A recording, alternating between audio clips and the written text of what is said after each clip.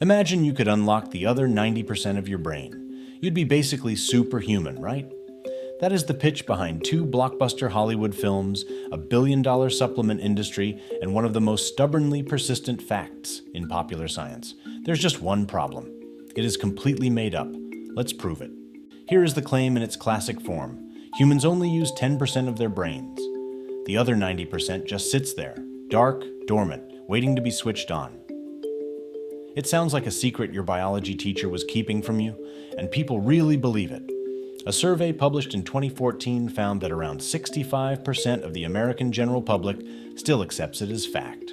So before we tear it apart, let's give it a fair hearing. Why does this idea feel so convincing? Start with the origin story. And this is where it gets genuinely strange. The most common attribution is Albert Einstein.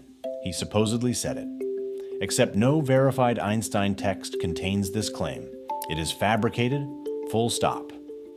Another candidate is the psychologist William James, who wrote in 1907 that humans make use of only a small part of our possible mental and physical resources.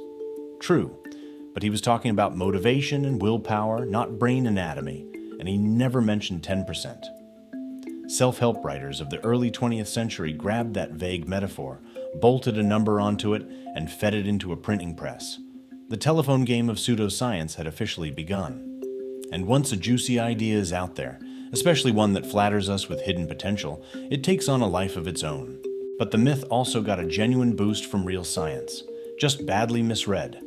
In the 1930s, neuroscientist Carl Lashley removed large chunks of rats' cortex and found they could still run mazes. Popularizers heard spare brain tissue. What Lashley actually showed was how distributed and resilient memory is across the brain. Not that the removed tissue was doing nothing useful. Then there were silent neurons, cells that don't fire during any given task. People assumed silence meant permanently idle. It doesn't. Those neurons are waiting, monitoring, ready to fire. And for a long time, glial cells, which make up roughly half of brain volume, were poorly understood and sometimes described as mere filler. They are not filler. They support, insulate, and nourish every neuron in your head. Each misread finding stacked on the last, and the myth grew a scientific-sounding veneer. Here is one argument that should settle this on pure logic. Your brain is roughly 2% of your total body weight, yet it burns approximately 20% of all the calories your body uses at rest. Every single neuron costs around 4.7 billion ATP molecules per second just to keep its ion gradients running. Now ask yourself, if 90% of that organ were doing absolutely nothing, what would evolution do? It would shrink it, ruthlessly. Over millions of years, natural selection eliminates expensive features that don't earn their keep. A metabolic luxury you barely use is not a survival advantage, it is a liability. The fact that our brains kept growing across human evolution is itself evidence that every cubic centimeter is pulling its weight. Then came the technology that made the myth impossible to defend. PET scans and fMRI studies from the 1990s onward showed, with no ambiguity, that no large region of the brain ever goes fully dark. Map it over 24 hours and essentially 100% of the brain shows measurable activity. Different areas dominate at different times, but they all show up. Now consider what happens when you damage the supposedly unused 90%. Strokes and brain injuries to almost any region produce specific, measurable deficits. Lost speech, lost movement, lost memory, lost personality. There is no safe zone to damage.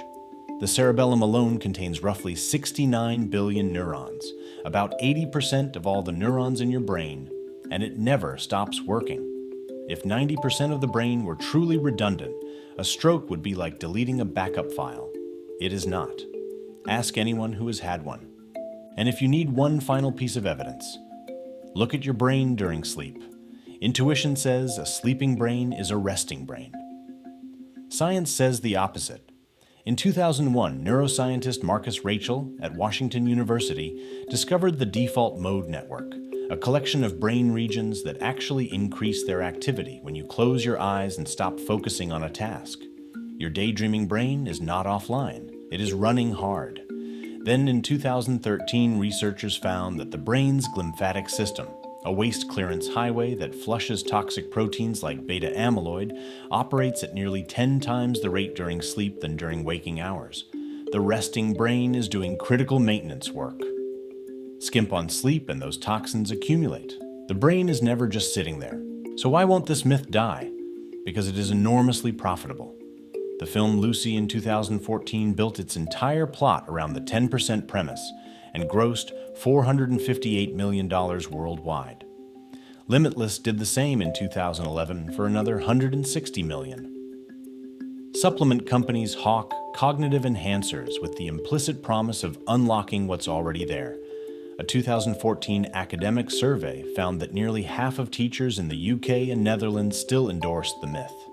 When a false belief makes money and makes people feel like they have untapped potential, it does not need to be true to survive. It just needs to be irresistible. So here's the verdict, and it is decisive. The claim that humans only use 10% of their brains is thoroughly, completely busted. Brain imaging shows activity across 100% of the brain. The metabolic cost makes the myth biologically absurd. Injury to almost any region causes irreversible loss. The brain even works overtime while you sleep. The only genuinely mysterious thing left is why such a well-debunked idea keeps circulating. Maybe it says more about us than about our brains. We want to believe there is a bigger, better version of ourselves just waiting to be switched on. There isn't. But here's the real upside. The brain you are using right now, all of it, is already extraordinary.